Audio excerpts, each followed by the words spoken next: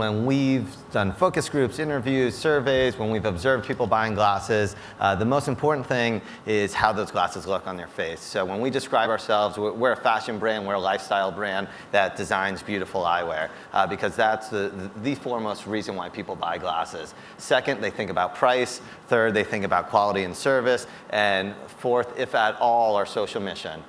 That's not to say that this is our mission, which is to transform the optical industry and to demonstrate that companies can scale, can be profitable, and can do good. But it doesn't necessarily sort of help us make that first sale. There's strong business rationale. It helps us retain and recruit top talent. It helps keep us motivated and excited every day. And we think that it helps customers be more loyal and perhaps more likely to tell their friends, but we're not sure that it helps them actually make that first purchase. Okay, but when you started the company, why did you decide to do it this way then?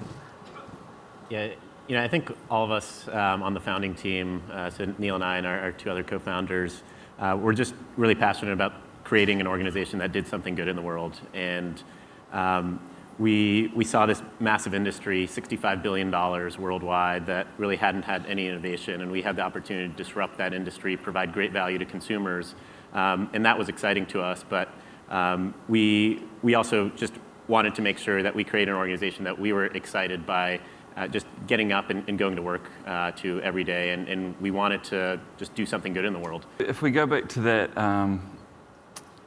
kind of chance discovery, for me, I met a farmer who gave me a t-shirt from wool, which I hated because I had to wear it when I was a kid, and I was so shocked because it didn't itch. But then I got into it and I discovered that it was superior to the other products out there because it was annually renewable and it felt soft and it let my body breathe, and we started doing sport in it with my friends. And when I got into the outdoor industry, I realized the whole outdoor industry was made from plastic.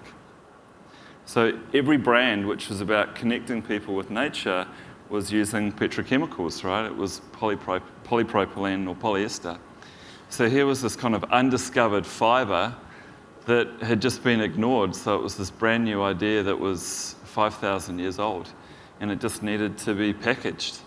So I started off wanting to build a sustainable product, but when I spent time with the farmers and in the manufacturing, I really tried to focus on building a sustainable company because I didn't want to just make clothes. I didn't want to build a fashion company.